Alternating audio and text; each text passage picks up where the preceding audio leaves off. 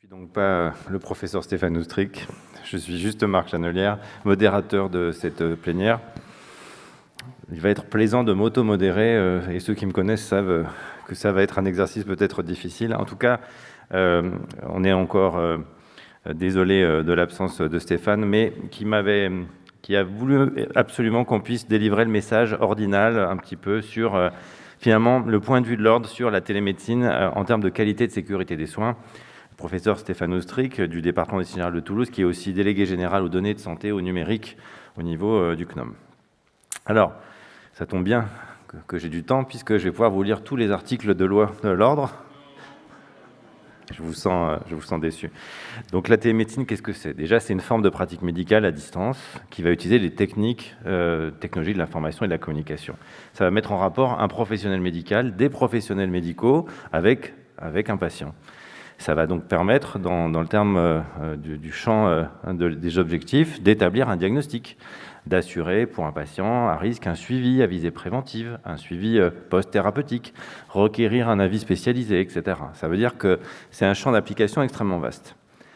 Pour autant, on peut déjà distinguer deux formes de télémédecine. D'abord, la téléconsultation, finalement, c'est donner une consultation à distance à un patient. Consultation à laquelle on va pouvoir recourir avec l'aide d'un autre professionnel de santé qui sera à proximité du patient. Et alors, qui peut pratiquer une téléconsultation? Tout médecin, quelle que soit la spécialité, quel que soit le secteur, le lieu d'exercice, puis la place dans le parcours de soins, autant en établissement de santé qu'en médecine de ville. Et qui peut bénéficier d'une téléconsultation? Eh bien, finalement, tout patient. Il n'y a pas une notion d'âge, il n'y a pas de limite à l'usage de la téléconsultation. Deuxième forme de télémédecine, la téléexpertise.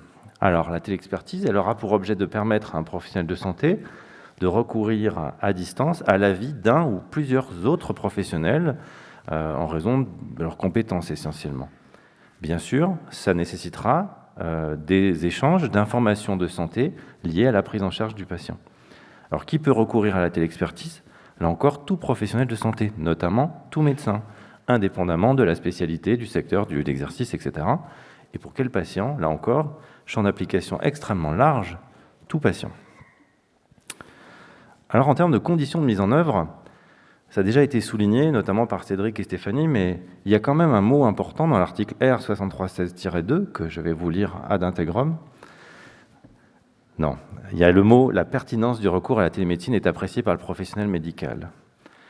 Et finalement, chaque acte de télémédecine ou une activité de télémédecine, de télésoins, va être réalisé dans des conditions qui doivent garantir, d'une part, une authentification des acteurs, notamment du professionnel de santé, également une authentification du patient, mais au-delà, une identification des professionnels de santé qui auront accès aux données en lien avec ce télésoin.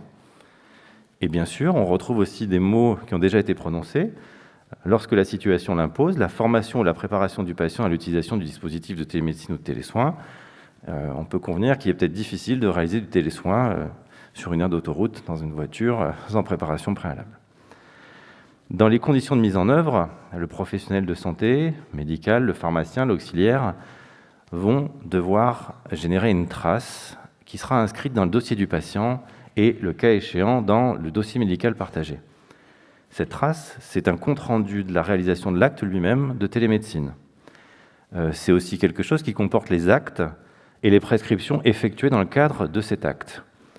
Encore une notion d'identification, éventuellement de l'identité aussi des autres professionnels qui participent à l'acte. Vous voyez aussi qu'il y a une forme d'horodatage avec la date et l'heure de l'acte. Et puis, le cas échéant, une traçabilité des incidents techniques qui seraient survenus pendant l'acte de télémédecine. Concernant la prise en charge de la télémédecine par l'assurance maladie, eh bien, ça s'inscrit dans le cadre de la convention médicale et des différents avenants. Les actes de téléconsultation, par exemple, sont remboursés par l'assurance maladie sous réserve qu'ils répondent à plusieurs conditions.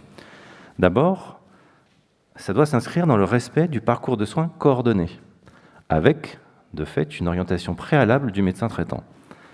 Là encore, ça a été dit, si ça paraît souhaitable en termes de prise en charge, l'alternance est reconnue nécessaire entre du présentiel et du distanciel.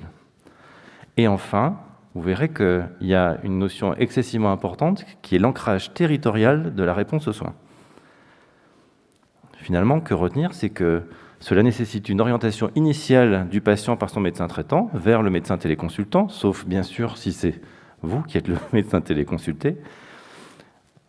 Obligations auxquelles il peut y avoir des dérogations habituelles dans le cadre d'un parcours de soins, l'accès direct à certaines spécialités, ophtalmologue, etc., les patients de moins de 16 ans, et d'autres situations, déjà les patients ne disposant pas de médecin traitant ou dont le médecin traitant serait indisponible dans un délai qui ne serait pas compatible avec le traitement de la problématique de santé identifiée, les patients en situation d'urgence, les personnes détenues et les personnes qui résideraient dans des établissements essentiellement médico-sociaux. En cela, ça implique que le patient doive pouvoir se rapprocher d'une organisation coordonnée, territoriale et organisée de médecins volontaires sur un territoire qui puissent lui permettre d'être pris en charge rapidement en fonction de ses besoins, c'est-à-dire d'accéder à un médecin en fonction des différents éloignements des professionnels de santé, et puis dans un second temps de pouvoir désigner un médecin traitant pour pouvoir, j'allais dire, réintégrer un parcours de soins coordonné dans un territoire. C'est là où ça se complique un peu finalement. Finalement, en pratique, le médecin téléconsultant doit se situer à proximité du domicile du patient. Cette proximité, elle permettra d'assurer un suivi de l'état de santé à l'issue finalement, par exemple, d'une téléconsultation, et d'organiser une consultation en présentiel si ça paraît nécessaire et indiqué à l'heure ou à l'issue de la téléconsultation. Sauf dans, encore une fois, premièrement, le cas où un patient résiderait dans des zones fragiles en offre de soins médicales, ce qu'on appelle les zones d'intervention prioritaire, les ZIP, puisque dès lors, pour consulter un médecin généraliste, il n'en trouve pas, il n'a pas de médecin traitant, et qu'il n'existe pas non plus d'organisation au niveau du territoire pour assurer ce type de consultation sur le territoire de résidence. Et enfin, lorsque l'orientation elle est posée par le médecin régulateur du service d'accès aux soins, en cas d'échec d'une prise de rendez-vous sur le territoire. Concernant l'assurance maladie, toujours, le chiffre a été tout à l'heure prononcé, mais un médecin ne peut réaliser sur une année civile plus de 20% de son volume d'activité en distanciel, cumulant la téléexpertise et les téléconsultations. Une alternance est nécessaire entre les téléconsultations et les consultations, dans un but de qualité et de sécurité des soins. Et pour finir, vous le savez sans doute, mais la téléconsultation, elle est facturée par le téléconsultant au même tarif qu'une consultation en face à face. Concernant la téléexpertise, depuis quelques mois, elle va être facturée 20 € par le médecin qui va être le médecin requis, 10 € par le médecin ayant sollicité une téléexpertise, avec une limite, c'est celle de 4 actes par an et par patient, sans dépassement d'honoraires. Finalement, je vous l'ai déjà dit, tout professionnel de santé peut être requérant, mais seuls les médecins, les orthophonistes et les sages-femmes peuvent facturer l'acte de demande de téléexpertise, acte qui n'exige pas spécifiquement de vidéotransmission, mais simplement d'un échange entre deux médecins, deux professionnels de santé, via une messagerie, par contre, qui doit être sécurisée. Alors finalement, la téléconsultation, est-ce que c'est une consultation? Et bien sûr, un plan juridique, oui. La téléconsultation, c'est une consultation, puisqu'elle doit répondre aux mêmes exigences, sauf qu'elle est à distance. Et elle doit notamment permettre des soins dévoués, consciencieux, conformes, etc., élaborer un diagnostic avec le plus grand soin, et surtout, vous voyez, on recolle avec les dimensions de qualité et de sécurité, ne pas entraîner, faire courir au patient un risque injustifié. Rappelant que l'examen clinique, je le dirais de manière beaucoup moins poétique que Stéphanie, mais constitue un pilier de la prise en charge du patient. Et d'un point de vue pénal et disciplinaire, la responsabilité engagée, finalement, elle est strictement identique à celle d'une consultation. D'où l'importance de bien évaluer et de mesurer la pertinence du recours à la téléconsultation. Alors Stéphanie en a parlé aussi, mais il y a des chartes de bonne pratique, rappelons celle de l'assurance maladie, et puis le rapport sur le mésusage de la télémédecine du CNOM. La téléexpertise est-elle une consultation? Non, la téléexpertise n'est pas une consultation, c'est un avis, puisque le patient n'a pas à être nécessairement présent. D'ailleurs, elle ne répond pas aux mêmes exigences de facturation. Pour autant, elle engage quand même la responsabilité du médecin, comme tout acte médical. J'arrive maintenant dans les dernières diapos pour vous dire finalement et me faire l'écho des positions ordinales du CNOM qui, dans un rapport consacré au mésusage de la télémédecine, le 11 décembre 2020, modifié, comme le rappelle Stéphane Oustric, avec un recours au Conseil d'État sur cet avenant en lien avec la Convention médicale, affirme deux choses. Déjà que l'exercice exclusif de la télémédecine, lorsqu'il est exclusif, je souligne le côté exclusif, porte atteinte à la déontologie médicale. Que l'exercice d'une activité de téléconsultation par l'intermédiaire d'une plateforme commerciale n'exonère pas le médecin de ses obligations déontologiques, avec des principes défendus par l'ordre, qu'on a déjà évoqués, déjà être en capacité de procéder à un examen clinique chaque fois que cela est souhaitable. Inscrire cela dans le cadre du parcours de soins et dans une territorialité ou à minima d'une connaissance du tissu sanitaire et médico-social territorial. Et enfin, de pouvoir s'inscrire dans la garantie d'une continuité des soins. Avec plusieurs demandes à l'intention des pouvoirs publics. Déjà, encadrer les pratiques des plateformes commerciales au niveau de l'État. Ça, c'est à l'attention des pouvoirs publics. À l'attention des médecins, souligner la nécessité d'une traçabilité et d'une transmission du compte-rendu vers le médecin traitant des actes réalisés en télémédecine.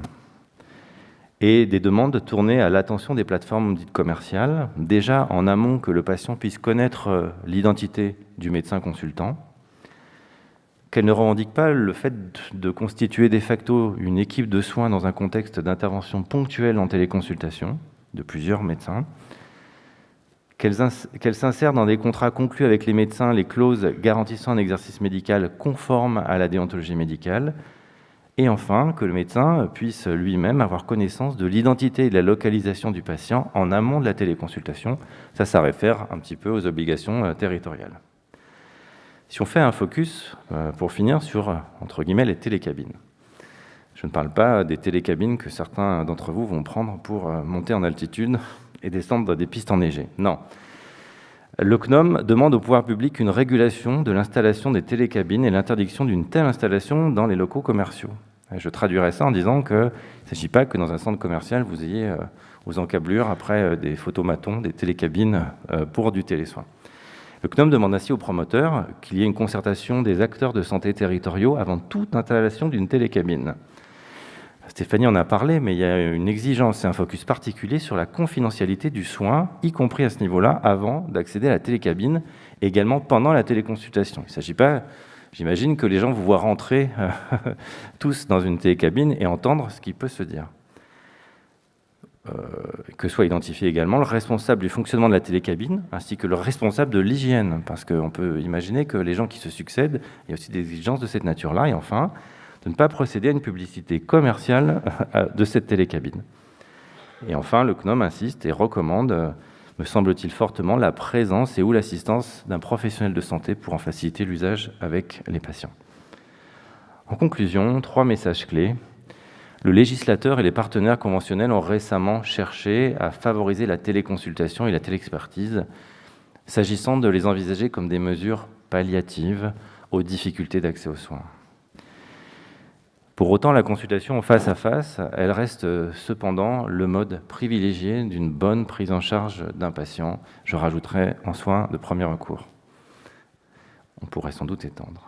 Et enfin, d'un point de vue juridique, la téléconsultation, elle induit encore et toujours une responsabilité pleine et entière, puisqu'il appartient au médecin de décider s'il est pertinent d'y recourir ou de la poursuivre, plutôt que de lui substituer une consultation en présentiel. Et je vous remercie, au nom du professeur Oustric, de votre écoute.